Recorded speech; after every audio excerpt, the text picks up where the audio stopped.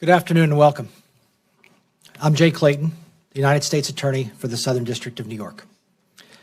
Today, we are announcing the unsealing of an indictment against 12 individuals. They conspired to operate a 24/7 open-air drug market at the James Weldon Johnson residential community. We know it as the Johnson Houses. The Johnson Houses are an East Harlem public housing development under the control of the New York City Housing Authority, NYCHA.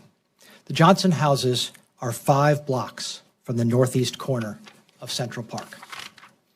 As we allege in the indictment, the defendants occupied the lobby and other public spaces of one of the Johnson House buildings to conduct their deals. They used empty apartments to store drugs and guns. They brandished and discharged a firearm in the vicinity of the Johnson Houses. The conduct of this 12-man crew created an environment of fear for many of the Johnson House residents. No New Yorker should have to live with drug dealers at their doorstep. No child going to school should have to navigate the streets where drugs and guns are ever present. We and our partners at the FBI and the New York Police Department, and I want to pause here and just say, we could not do this without the partnership of federal law enforcement and the greatest police department in the country, in the world. Thank you. Thank you. If our federal charges are proven, this crew should be off the streets for a long time. We know that there are other crews in other NYCHA buildings who are putting other innocent lives at risk. We're committed to pursuing federal charges against drug-dealing, gun-toting crews who brazenly use NYCHA properties as their place of business. NYCHA is home to over 500,000 residents. That's more than 1 in every 20 New Yorkers. NYCHA's budget for 2025 is over $13 billion, including operating costs and capital improvements. NYCHA has not performed well for residents or for New York taxpayers. The quality of life in NYCHA housing should be a lot better, but our experience and our common sense tell us not even buckets of money can improve the quality of life if you must walk through an open-air drug market on your way to and from work or on your way to and from school. The women and men of our office, together with our law enforcement partners, are committed to fighting for a better quality of life for all NYCHA residents. I'm now going to welcome to the podium our colleagues at the FBI, and thank you again to the FBI and the NYPD. We couldn't do this without you. Thank you, U.S. Attorney Clayton. Good afternoon, everybody. My name is Jose Perez. I'm the Operations Director for the FBI's Criminal Investigative Division and the Cyber Division. I'm here to talk to you today about a new initiative that we're culminating this week with the FBI called Operation Coast to Coast. It's a month-long surge by the FBI to fight violent crime and ensure a safe holiday season for everyone. We've had an exceptional year this year in the FBI fighting violent crime, substantially increasing our arrests and disruptions of criminal enterprises and gangs. And through Operation Coast to Coast, we're surging resources for a final sprint to finish the year strong with some impressive accomplishments. Since November 15th, the FBI has conducted numerous arrest operations against violent gangs and criminals around the country. In Detroit, we recently took down a violent gang responsible for trafficking drugs and firearms in the Bay City area. During the operation, we located a stash house where these criminals were keeping a large supply of narcotics, assault rifles, ammunition, and explosive devices. As if that wasn't bad enough, we recovered 2 children inside that same house that we had to rescue. In Mobile, Alabama, we helped dismantle a facet of a Bloods gang active in the East Coast known as the Sex Money Murder Group. This group was responsible for numerous homicides and shootings in the Lee County area, and together with our local partners, we arrested 22 individuals, recovered numerous firearms, many of them believed to have been used in violent crime acts previously. In Springfield, Illinois, we conducted a fugitive warrant apprehension operation with the U.S. Marshals and local partners. In the week-long operation, we arrested 60 dangerous felons who had been evading law enforcement for some time. And in San Diego, we dismantled a violent gang suspected of several shootings and homicides by arresting 20 individuals wanted for drug trafficking offenses. Collectively, since the start of this operation, we've seen tremendous results with over 1,260 arrests, 396 federal indictments, and over 200 firearms seized from dangerous criminals around the country. In addition to that, we've recovered over 5,600 kilos of cocaine and 36 kilos of deadly fentanyl. Now, I said the culmination of this operation, actually we're continuing throughout the week with operations going on as we speak right now in parts around the country, including in California, in Los Angeles and San Francisco, where we're tackling open-air drug markets, similar to some of the discussions we're going to have today. The FBI strives to provide meaningful impact to our communities. We believe these enforcement operations that we do drive results that ultimately make our communities safer. We measure success not only by the amount of arrests we make or drugs or guns that we seize, but by the positive impact our efforts have to serve on the people that we serve. None of these successes would be possible without the collaboration of our law enforcement counterparts. Throughout the country, the FBI partners with thousands of law enforcement colleagues in our Safe Streets, Violent Crimes, and Homeland Security task forces, where we sit side by side with our state, local, and federal law enforcement partners, all to combat violent crime, gangs, and drug trafficking. Collaboration is a critical component to our success, and initiatives like Operation Coast to Coast, and earlier this year, the FBI's Operation Summer Heat, best exemplify this concept, as well as the FBI's commitment to crush violent crime and keep our communities safe. Thank you again for your time. And to further highlight the impact of this initiative through some great success right here in New York City, I'm going to turn it over to our Assistant Director in Charge, Chris Rea. Thank you. All right. Thanks, Joe. Good afternoon, everybody. First of all, I just want to thank O.D. Perez for coming down, making the trip from headquarters to discuss this important violent crime surge as we close out the year. And that should show you all the significance of this as we have headquarters down here to discuss not only the national surge, but also the smaller surge that we're doing here in New York that I'll expand upon and that U.S. Attorney Clayton spoke about earlier. I'm Christopher Rea, Assistant Director in Charge here of the FBI's New York Field Office. As you heard from O.D. Perez say, over the last few weeks, our office participated in a nationwide search that the FBI headquarters CID had dubbed Operation Coast to Coast, which primary goals include dismantling the most violent gangs, disrupting the most significant and pervasive open-air narcotics markets in the area, and getting illegal firearms off the street to keep communities safe across the nation. Locally here, as a response to this national effort, FBI New York launched Operation Empire Heat. This was FBI New York's strategic approach to target violent criminals and dismantle overt drug operations in New York's 5 boroughs and some outlying counties. This operation encompassed covert and overt operational activity in Manhattan, the Bronx, Brooklyn, Queens, Staten Island, and we even conducted some operations out in Long Island. It's operations and initiatives like this one that have contributed to the historical low of violent crime across the country. And, as I'm sure you all have heard the commissioner say on numerous occasions, the historically low rate of murders and shootings right here in New York City. Since the beginning of November, our agents and NYPD task force officers conducted more than 60 arrests, seized nearly a dozen illegal firearms, and recovered large quantities of cocaine, fentanyl, and meth. As you heard from U.S. Attorney Clayton earlier, the centerpiece of this operation occurred just this morning, and it culminated in a 10-subject federal indictment and subsequent takedown in the James Weldon Johnson houses in East Harlem. As part of today's arrest and search operations, we seized 6 firearms, ammunition, and a significant quantity of alleged narcotics and drug paraphernalia. This joint investigation by FBI New York and NYPD Manhattan North Narcotics revealed this crew allegedly utilized the Johnson houses for an open-air drug market. For far too long, drugs and guns have disrupted the safety of our neighborhoods and impeded the lives of innocent New Yorkers. As today's announcements show, we will not take our foot off the gas.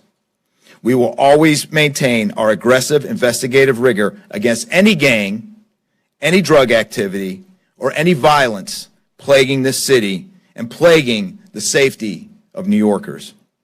This office will continue to coordinate with our law enforcement partners to keep driving down the violent crime rate as we head into 2026. I'd like to specifically recognize our office's Violent Crime and Safe Streets Task Force for the relentless drive to crush violent crime across all 5 boroughs and the neighboring counties.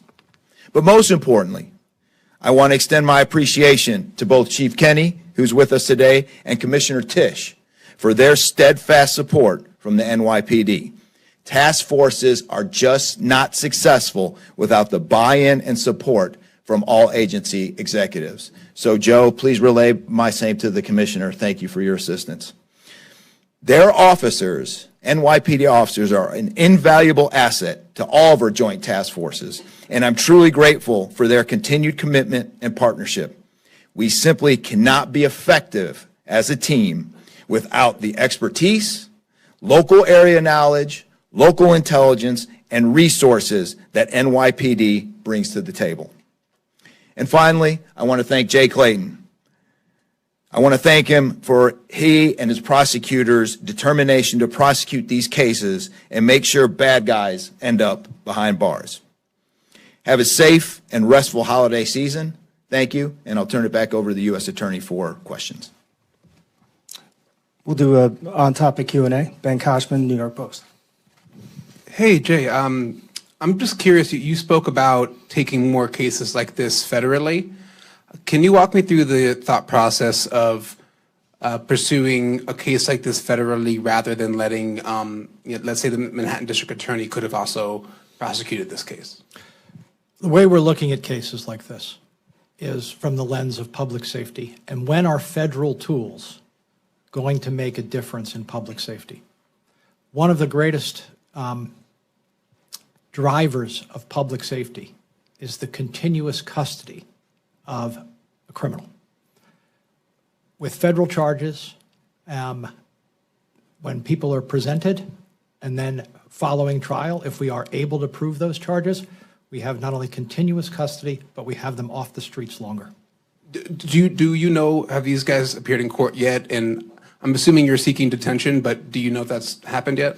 I'm not going to comment on that at this time. Thank you. Next. Greg Smith, The City. Do I need to use this thing? No, you don't. Go ahead, Greg. 3.5 years? Right? This went on for 3.5 years, right? According to the indictment, it says for 3.5 years people have been putting up with this. Where was NYCHA management? What do you want to say about that? Here, Greg, it's not about pointing fingers. That's not how you get things like this done, okay? You know what it's about? It's about seeing a problem, knowing that open-air drug markets don't make sense, and the great partnership of Chief Kenny, we've talked to about these things, and our colleagues at the FBI, we're now doing something about it, and that's what it's about. 3.5 years. You know what? But What has the NYPD been doing about this? Obviously, you've been up there. You even specifically referenced that they had people who were lookouts, who were keeping an eye out for the police. What did the precinct do? What did the PSA do? I mean, can you just give us some sense? let me give you the sense. Thank you. Well, certainly we didn't walk away from the location. That location itself is one of our targeted zones where we have cops deployed there. We have mobile field forces deployed there. And quite frankly, we were doing narcotics enforcement there the whole time that this case was going on. So it's a coordinated effort between doing normal police operations every day and doing this case. So we were kind of, working together with the PSA, with the precinct. But I don't want to give the impression that we walked away from the Johnson houses during these 3.5 years. We had a strong footprint there, making other arrests and doing other cases. Thank you. Jonathan Deans, NBC. On topic, I just wanted to ask if there's any violence associated with this gang. I saw there were gun charges and drug dealing charges, but is there also violence suspected or linked to this group? I consider gun use to be violence. Gun use, in terms of shootings, in terms of murders? I'll stick to the indictment on that, but there were firearms involved. Okay, and if I could also ask either of you or of the FBI leaders here, the Brown shootings, there's some concern about also the shooting of a professor at a place in Providence and now in Boston. Is there any linkage? And if not, Can you please explain why there is no linkage and why there is no broader threat? I don't know if you're in a position to comment on that at this time. I can't. My comment would be, obviously, it's an ongoing investigation led both by the Providence Police Department and Boston Police Department. We're there to provide as much support as they need to whatever extent, but it's an ongoing case. I wouldn't be able to comment, sir. Miles. Miles Miller. I wonder if you can just talk, there was a 2016, but almost 10 years ago, there was the largest gang takedown, 120 folks at the Edenwald houses.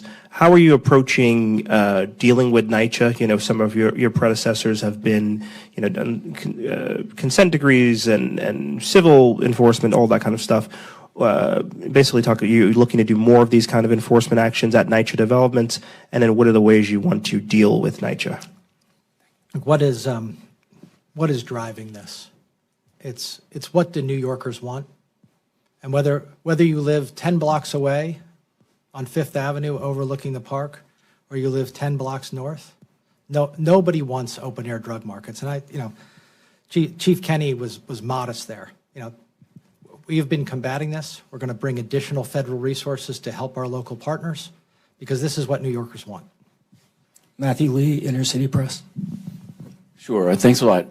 In April, there was a press conference by Bragg and Tish about this very housing project. It's called the Wooski Gang. They took people down. And I'm just wondering, is there a relationship between that? They described that as a takedown, whereas I guess no takedown is final. But how do those two interrelate? And this is slightly off topic, but not really. This determination of fentanyl being a weapon of mass destruction. Do you anticipate it being of any assistance in terms of prosecuting drugs in New York or not? Thanks. Let's look at results on starting with the fentanyl issue, and I'll invite my colleagues to comment. 100,000 deaths nationwide. We're trending downward. I think we're trending downward because of the great work of law enforcement. But if you asked the people of New York, the people of America, what kind of threat that is, it's probably one of the greatest threats we face. Is there anybody in this room whose family hasn't been touched by opioid addiction? Why not? Right? People want us to do something about it. I think what you're hearing from all of us is we're listening to what people want. Thank you. Last question, Maria Kramer, New York Times. Can you connect any deaths to this air market? Are there any overdoses? I'm not going to comment on the specifics outside the indictment. And other NYCHA housing projects, you said that you're looking at others. Do you have any estimates on how many there could be across the city? Let's put it this way. We have identified, thanks to our friends, the places where our involvement is going to have the greatest impact, and public housing is one of those places. Parks are one of those places. Near schools is one of those places. But any numbers that you can provide? I'm not going to share those at this time. One question for Chief Kenny, please, on the anti-Semitic incidents that we've seen over the last 40 hours in the city. Can you update us on whether there have been any arrests, and perhaps from Mr. Clayton, in terms of the spike in anti-Semitic attacks in the city? What is your office and what is the FBI doing regarding civil rights charges and ongoing investigations? Let me speak generally, and then if the chief is in a position to comment, he's certainly welcome to. Generally, and I'm going to go back. I'm going to keep going back to this touchdown. You're going to get, maybe frustrated with this. What do people want? People do not like hate crimes, and when we see evidence of hate crimes, we are going to turn our resources in that direction. You can count on it. I know, Chief. So the incident that took place yesterday on the southbound number 3 train, Eastern Parkway and Nostrand Avenue, that incident starts on a platform before the groups enter onto the train, and it kind of carries over. It starts out as a bump on the platform and an argument that escalates onto the train. We're still looking for witnesses. We have audio and video of the incident where we do not hear racial slurs being used, but certainly if anybody can come forward that was on that train to elaborate, we'd be more than happy to interview them. As far as the stabbing that took place in the confines of the 7-7 precinct, we are looking at a strong person of interest. We have great video. We have not identified that person yet. The picture is on our website. People can go to that and take a look, but wearing a very distinct jacket. Once again, verbal altercation leads to physical, leads to the stabbing. You mentioned Last question. you mentioned continuous holding them continuously as one of the motives for federal involvement. Do you know if any of these guys had prior I can't comment on this time. Thanks, everybody. Thank you. Thank you. Thank you. Can I ask the chief one last question, please? You described that this was a targeted zone. Can you just describe your interaction